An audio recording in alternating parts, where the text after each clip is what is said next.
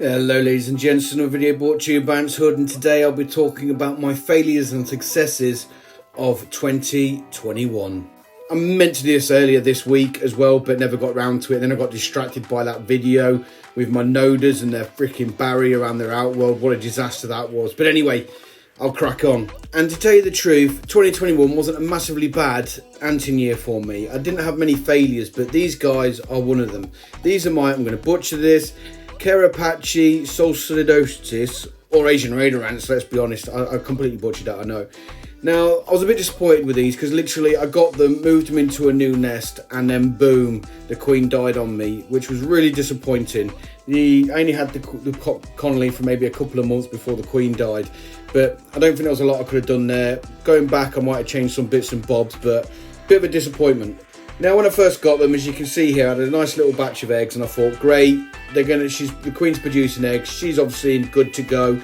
There's a good count of workers. This is going to be awesome, but not to be. The queen died maybe a month or two after I got her, or after this video, which was disappointing. Yes, those brood did develop, but she obviously didn't survive. So it is a shame, it is disappointing. They are beautiful looking ants, and I would probably look at getting them in the future, but they are not high on my list of ants to get. Now, this next failure isn't a complete failure yet because the queens aren't dead, but it's about my yellow crazy ants. Now, I know I've done an update since my introduction to these, but things went south for them quite quickly. So I was just doing my normal filming as I do, and I noticed there was a couple of blobs on the ants, and then I realised that they had mites. Now, I didn't think it was too bad of an infestation, and I seen this lovely lady here. She's absolutely covered in mites. And when I noticed this, I took a little while to just start doing my treatment with them. I let the retailer know straight away that they'd got mites, and they managed to save their colony and catch it in the nick of time, which was great. I, on the other hand, wasn't so lucky. I managed to get some predatory mites off of Amazon, but the shipping was like 2 weeks. In that time, the mites had gone through my colony already, and most of them had mites on them.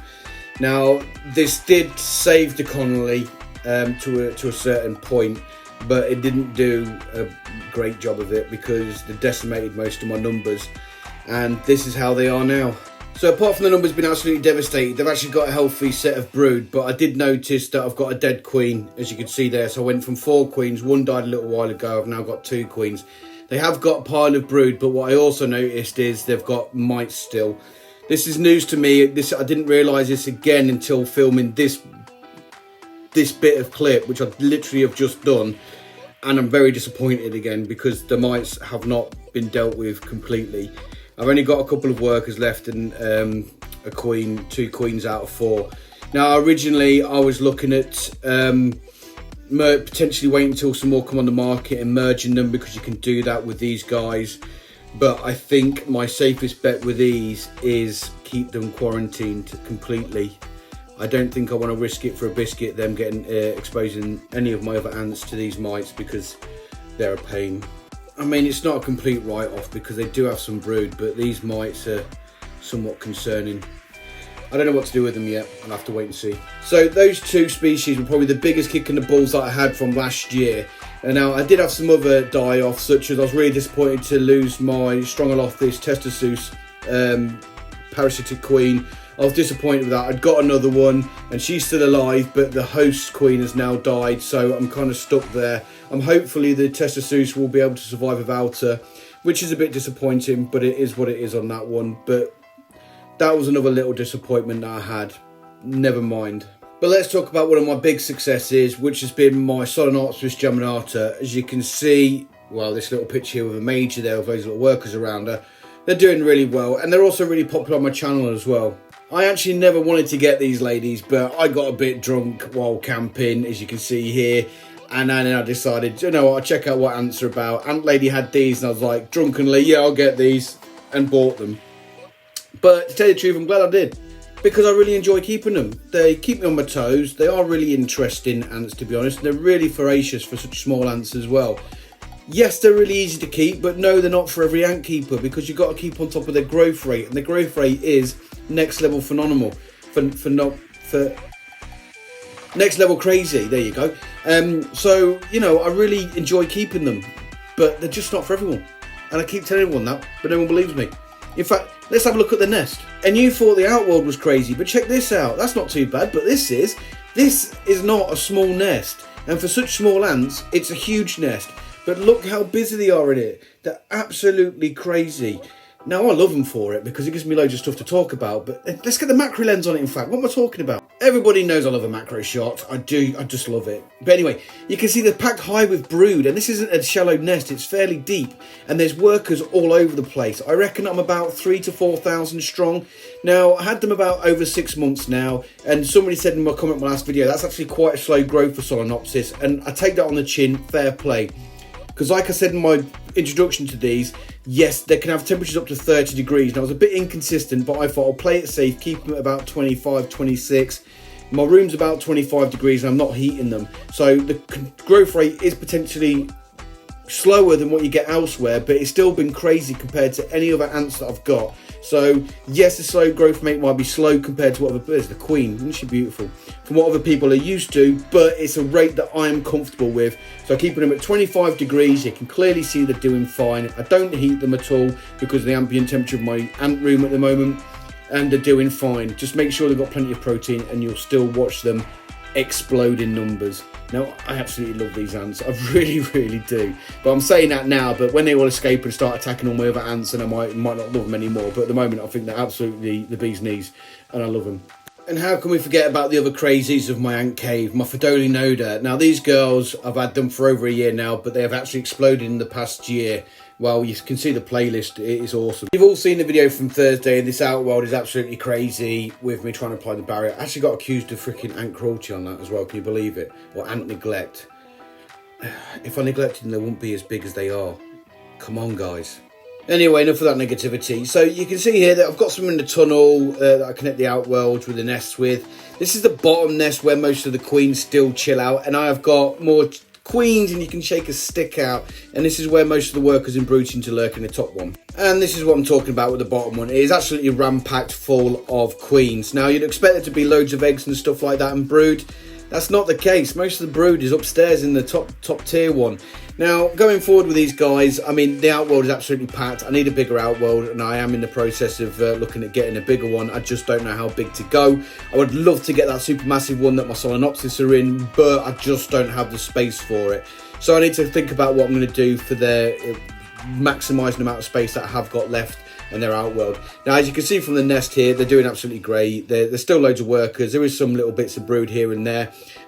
Well, eggs-wise, should I say, as you've just seen, but brood-wise, there's not a great deal. Now, I'm not sure if they take it upstairs or most of the reproductive queens are upstairs. I generally don't know, but let's have a look upstairs anyway. So if we have a quick look, you can see that there is plenty of brood here, and there's plenty of the smaller workers and majors. Not so many queens, to be honest, but I suspect there is some reproductive queens in here because I think in a little bit later on you get to see some fresh eggs. So I do think there's a reproductive queen up here somewhere where, God knows, I ain't got a Scooby-Doo, to be honest. But anyway, so what I'm planning for these girls next is to get another tier of a MS 5.5 nest. I forgot the name of it then, the Wakushi MS 5.5 nest, and stick that on top of this one again. So I've got this space because from past experience, they might move out of the outworld which they're currently in, because that is just going to be an absolute pain to evacuate, because trying to clean that out is bad enough as it is. Trying to apply barrier, you see my last video, that was horrendous. But anyway, so my nodas are doing extremely well. Let's move on to the next one.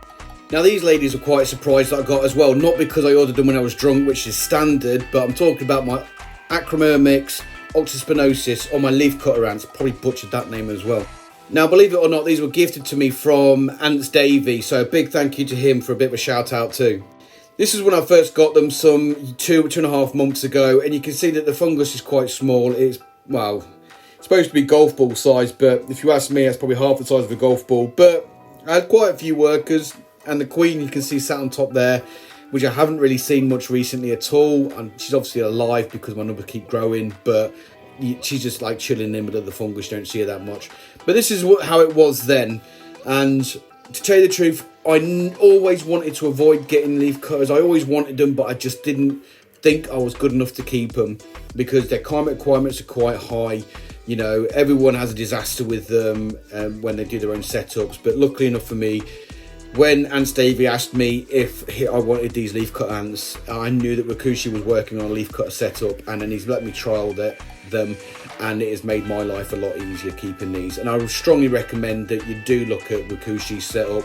It has been tested by a lot of well-known ant keepers, myself, Rob J, Ant Holifer.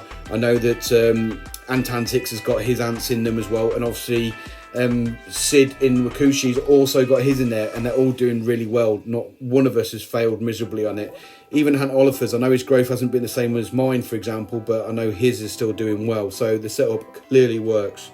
So I would recommend getting it. But anyway, I'm not promoting Wakushi, screw him. Let's talk about ants. So this was it a couple of weeks ago. As you can see, it's upright. It's like a little spearhead, you can call it, but it's doing really well. Now, it is not like this anymore. I don't know if it fell over of its own accord, because you can see it's quite narrow here, or I knocked it and didn't realise it, but it has fallen over on its side. But that hasn't stopped these guys, because they've just started building on the side up, as you can see now. Now, this was also taken today as well, but as you can clearly see that it's fallen over. I've moved it into the middle of the setup, and see how much bigger it is compared to when I first got it as well. It is absolutely huge, because it's quite wide, and now they're building it up, so it's quite high as well. Now, believe it or not, all that yellow stuff I thought was dead fungus, but when I was filming, and in fact I'll show you it in a second, you can actually see them, there's still fungus there, and they're still tending to it, so I thought that was all dead stuff. I was horribly wrong. So as it pans around, you can actually see, yes, it looks kind of dead, but I just think that rather than being fresh base for the fungus where it's dark, it's just lightened in colour a little bit. But clearly you can see there's an ant just there right in the middle of the screen tending to the fungus, and there is fungus all over it. There's another ant further up just there on the top of your screen there tending to the fungus. So I don't think this is dead fungus garden. I literally think it's just more mature fungus garden over this stuff, which is the fresh stuff. Now, if we look at it, it's dark because they've just chewed it up and mulched it, and you can actually see them processing leaves there now, where they mulch it up and get it darker and darker, then it turns just like little sludgy stuff, and then they build the fungus garden on it, and then the fungus grows on it. So, you know, that's really cool, to be fair. I really love seeing it. But as you can clearly see, because I'm going off on a tangent, they're doing really well, really well, and I'm really pleased for an ant that I always wanted, but wanted to avoid because they're supposed to be so difficult to keep, and I've got them and they're flourishing, and I'm really chuffed with myself, to be honest, because they're doing so well. You can clearly see the fungus has come on leaps and bounds. It's doing really well, and there's a twig there. Don't know what that's doing next. I don't think they processed the wood, but hey ho. Well, it's their garden, do what the hell they like, can't they? But yeah, and you can see like a little one is tending to the garden just like they were on the older fungus. I literally don't think it's dead fungus, just think it's older fungus, more mature fungus. But anyway, I'm talking rubbish. Either way, these guys are doing really well. I'm really pleased, and I'll stop blabbing on about them. Yay, they're doing good. Well, this isn't really a success, it's not a failure, it's Myrmicaria diversa. Now, if you remember from my last end of year review, I really wanted to get these ladies, but they died because of mites.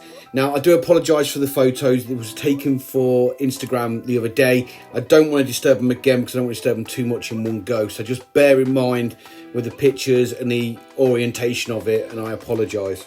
When I first got these, I had quite a big die-off, and I was very concerned about losing them, to the point of where I was looking at putting into a nest straight away because I don't think they're doing too well in the test tube. But with a bit of hindsight, I think that was just stress from shipping, because you can look at this picture here, there is plenty of brood now. So, and because I just did all these pictures for Instagram the other day, I don't really disturb them because they're doing well, finally, and I just want to leave them be for now, feed them when I have to. That's the only disturbing I want to do, and because I've just fed them, I don't want to disturb them again. So at the moment, that's all the pictures I've got for them, but look forward to more videos in the next year. By far, the biggest win of 2021 has got to be the community that I've been privileged to as a content creator.